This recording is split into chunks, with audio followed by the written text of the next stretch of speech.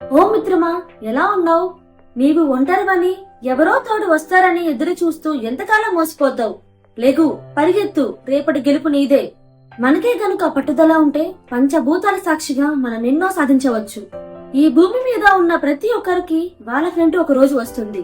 అలాంటి రోజు నీకెప్పుడు వస్తుందో నీ చేతుల మీదే ఆధారపడి ఉంటుంది. నువ్వు కష్టపడి పనిచేస్తే, తెలివిగా ఆలోచిస్తే నువ్వు విజయం సాధించొచ్చు.